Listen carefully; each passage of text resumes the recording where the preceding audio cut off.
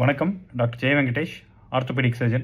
முழங்கால் டைட் ஆயிடுறது, இந்த மாதிரி ஏதாவது ஒரு ஃப்ராக்சர் நடந்து அதுக்கப்புறம் எலும்பு கூடிருச்சு, ஆனால் முழங்கால் குறிப்பிட்ட அளவுக்கு தான் மடங்குது, ஃபுல்லாக மடக்க முடியல, இல்லை ஃபுல்லாக நீட்ட முடியல, இந்த மாதிரி நீ ஸ்டிஃப் ஆயிடுச்சு அப்படின்றத பற்றி இந்த காணொலியில் டீட்டெயிலாக பார்க்கலாம். யாருக்கெல்லாம் இந்த மாதிரி நீ ஸ்டிஃப்னஸ் ஃப்ராக்சருக்கு அப்புறம் வர்றதுக்கு வாய்ப்பு இருக்குது, அப்படி வந்தால் அதுக்கு என்னென்னலாம் ட்ரீட்மெண்ட்டு அப்படின்றத விளக்கமாக பார்க்கலாம். கடைசி வரைக்கும் பாருங்கள். பொதுவாக ஒரு ஃப்ராக்சர் காலில் லோவர் லிம்பில் ஃப்ராக்சர் ஆகுது, முழங்கால்லையோ ஆங்கிள்லையோ ஃப்ராக்சர் ஆகுது அப்படின்னா சின்ன ஃப்ராக்சர்ஸ்க்கு சிம்பிள் பெல்ட் மாதிரி கொடுத்து ட்ரீட்மெண்ட் பண்ணுறதோ இல்லை மாவுக்கட்டு மாதிரி போடுறது தான் காமன். சில மாதங்களுக்கு 2லேருந்து 3 மாதம் மாவுக்கட்டு போட்டுட்டு அதுக்கப்புறம் மாவுக்கட்டு ரிலீஸ் எடுத்துருவாங்க. எடுத்ததுக்கப்புறம் அசைவுகள்லாம் கொடுக்க ஆரம்பிச்சிடலாம். ஸோ இந்த மாதிரி சிம்பிள் ஃப்ராக்சர்ஸில் யூஸ்வலாக பெருசாக நீ ஸ்டிஃப்னஸ் எதுவும் வர்றது கிடையாது. இப்போ காம்ப்ளெக்ஸ் ஃப்ராக்சர்ஸ், அதாவது மல்டிபிள் பீசஸாக போன் உடஞ்சிருச்சு, மூட்டுக்குள்ளேயே ஃப்ராக்சர் ஆகிருக்கு, இல்லை வெளி காயம் அந்த மாதிரி ஆயிடுச்சு, அந்த மாதிரி ஒரு மாதிரி காம்ப்ளிகேட்டடாக இருக்க ஃப்ராக்சர்ஸ், கம்யூனிட்டட் ஃப்ராக்சர்ஸ், இல்லை ஓப்பன் ஃப்ராக்சர்னா ப்ளீடிங்கோட இருக்க ஃப்ராக்சர், இந்த மாதிரி ஃப்ராக்சர்ஸில் பார்த்தீங்கன்னா சர்ஜரி பண்ணுறதே கொஞ்சம் டிஃபிகல்ட்டாக இருக்கும். நம்ம 100% சர்ஜரிக்கு அடிபடுறதுக்கு முன்னாடி இருந்த ரிசல்ட்டை எல்லா பேஷண்ட்ஸ்லையும் ரீக்ரியேட் பண்ண முடியுமான்னு சொல்ல முடியாது. ஏன்னா அந்த மாதிரி ரொம்ப காம்ப்ளெக்ஸாக ஃப்ராக்சர் ஆகிறப்ப இந்த டாக்டர்ஸுமே கொஞ்சம் நாளைக்கு கால் மடக்க வேண்டாம், இல்லை கொஞ்ச நாள் கால் ஊன வேண்டாம் அப்படின்ற மாதிரி சொல்லிட்டு ஃபர்தராக அதுக்கப்புறம் தான் அடுத்தடுத்த ஸ்டெப் சொல்லுவாங்க. இப்போ நம்ம பார்க்க போகிற பேஷண்ட்ஸ் குரூப் எப்படின்னா, இந்த ட்ரீட்மெண்ட்லாம் முடிஞ்சிருச்சு, ஒரு 6 மந்த்ஸ்க்கு மேலே ஆச்சு, வெயிட் பண்ணோம், போன் ஹீல் ஆயிடுச்சு, அதுக்கப்புறம் எக்ஸசைஸ் பண்ண சொன்னாங்க, எக்ஸசைஸ்லாம் சொல்கிறபடி தான் செஞ்சேன், ஆனாலும் எனக்கு கால் ஃபுல்லாக மடங்கலை, ஃபுல்லாக நீட்டலை, என்னோட நட நார்மலாக இல்லை, தரையில் உட்கார முடியல, இந்த மாதிரி கார் பைக் டிரைவ் பண்ண முடியல, இந்த மாதிரி இருக்க பற்றி நம்ம பார்க்கலாம். அதாவது ஸ்டிஃப்னஸ் 2 விதமாக பிரிக்கலாம். ஒன்று இன்ட்ரா ஆர்டிகுலர்னா முழங்காலுக்கு உள்ள ஏதாவது மூட்டுக்குள்ளேயே ஜாயிண்ட்டுக்குள்ளே டைட் ஆகிடுறது இன்ட்ரா ஆர்டிகுலராக இருக்க ப்ராப்ளம்னால. இது எந்த மாதிரி இஷ்யூஸில் இருக்குன்னா, ஃப்ராக்சரே ஜாயிண்ட்டுக்குள்ளே intra articular fracture, proximal டிபியா fracture, இல்லை டிஸ்டல் ஃபீமர் ஃப்ராக்சர், இல்லை ஏசிஎல் இல்லைனா பிசிஎல் அவல்ஷன் ஃப்ராக்சர், இந்த மாதிரி ஃப்ராக்சர்ஸ் ஜாயிண்ட்லேயே தான் இந்த ஃப்ராக்சர் இருக்குது. அப்படின்றப்ப ட்ரீட்மெண்ட்டுக்கு அப்புறம் சிலருக்கு இந்த மாதிரி ஜாயிண்ட் ஸ்டிஃப்னஸ் வரலாம்.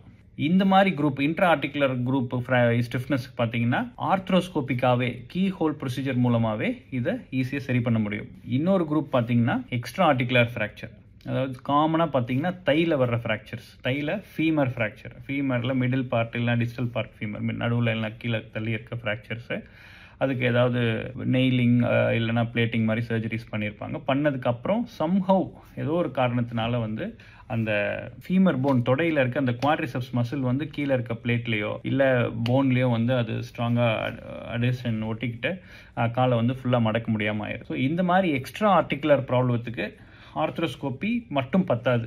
ஏன்னா அது ஆர்த்ரோஸ்கோப் முழங்காலுக்கு மேலே ஒரு 5 சென்டிமீட்டர், அதிகபட்சம் 10 சென்டிமீட்டர் வரைக்கும் ஆர்த்ரோஸ்கோப் மூலமாக எல்லாம் பார்க்க முடியும். அதுக்கும் மேலே இருக்க அடிஷன்ஸை நம்ம ஆர்த்ரோஸ்கோப்பிக்காக ரிலீஸ் பண்ணுறது கஷ்டம். ஸோ அந்த மாதிரி எக்ஸ்ட்ரா ஆர்டிகுலர் ப்ராப்ளம் இருக்கவங்களுக்கு நம்ம அந்த சைடில் தொடையோட சைடில் லேட்டரல் அப்ரோச் மூலமாக சின்னதாக ஓப்பன் பண்ணி எங்கெங்கெல்லாம் அடிஷன்ஸ் போனோட அந்த தசைகள் ஒட்டிகிட்டு இருக்கோ அதை கிளியர் பண்ணுற மாதிரி இருக்கும்.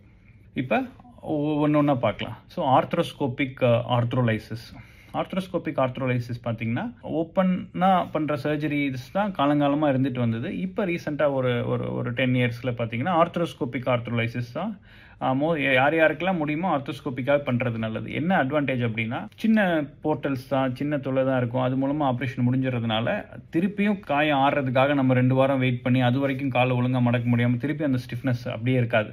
ஆர்த்ரோஸ்கோப் மூலமாக பண்ணுறப்ப துல்லியமாக நிறைய ஏரியாவை பார்த்து பண்ண முடியும். Less tissue damage. ஆல்ரெடி டிஷ்யூலாம் ஒன்னோட டைட்டாக இருக்கப்போ திருப்பியும் அதை டேமேஜ் பண்ணால் திருப்பியும் அது ஆடுறப்ப ஸ்கார் மாதிரி டைட்டாக ஆறிடக்கூடாது. அதனால் arthroscopy is superior if the மாடரேட்டாக தான் இருக்குது, மைல்டு டு மாடரேட் ஸ்டிஃப்னஸ் தான் உள்ள இன்ட்ராஆர்டிகுலர் மூட்டுக்குள்ளே மட்டும்தான் ஸ்டிஃப்னஸ் இருக்குன்னா ஆர்த்ரோஸ்கோப்பி தான் உங்களோட ஃபர்ஸ்ட் சாய்ஸாக இருக்கணும்.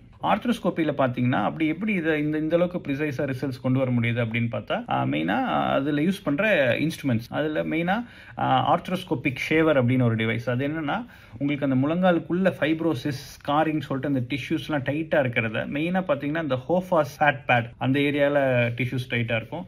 சுப்ரா பெட்டலார் பவுச் அந்த ஏரியாஸ்லையும் டிஷ்யூஸ்லாம் ஒன்றோட ஒன்று ஒட்டிகிட்டு இருக்கும். 2 சைட்லேயும் பெட்டலார் ரெட்டினாக்குலம் அந்த இடத்துலையுமே டிஷ்யூஸ்லாம் திசுக்கள் ரொம்ப இறுக்கமாக ஒட்டிகிட்டு இருக்கும், மடக்க விடாத மாதிரி. ஸோ இந்த எல்லா ஏரியாஸ்லையுமே ஆர்த்ரோஸ்கோபிக் ஷேவர் மூலமாக கொஞ்சம் கொஞ்சமாக அந்த ஹார்டாக டைட்டாக இருக்க டிஷ்யூஸ்லாம் நம்ம கட் பண்ண முடியும். அதில் சக்ஷன் டிவைஸும் கனெக்ட் பண்ணியிருக்கனால அந்த டிஷ்யூஸ் எல்லாம் கட் பண்ணி ரிலீஸ் கிளியர் பண்ணிக்கிட்டே இருக்கும். So will get a free space, அதில் நீ நல்லா மூவ் ஆக முடியும்.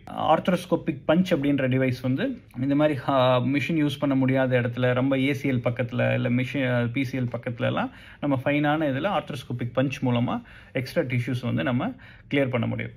ஆர்த்ரோஸ்கோப்பில் இன்னொரு முக்கியமான இந்த மாதிரி சர்ஜரிஸ் யூஸ் ஆகிறது ரேடியோ ஃப்ரீக்வன்சி அப்ளேட்டர். இது என்னென்னா அண்டர் வாட்டர் ப்ளீடிங் அரெஸ்ட் பண்ணுறதுன்னு. ஏன்னா ஆர்த்ரோஸ்கோப்பியே வந்து பார்த்தீங்கன்னா ஒரு சலைனில் ஜாயிண்ட் இன்ஃப்ளேட் பண்ணி அது மூலமாக தான் விஷுவலைசேஷன் இருக்கும். ஸோ அப்போ வந்து ஒரு இடத்துல ப்ளீட் ஆகுதுன்னா ப்ளீட் ஆகிறத அரெஸ்ட் பண்ணுறதுக்கு தீஸ் ஆர் ஸ்பெஷல் டிவைசஸ்.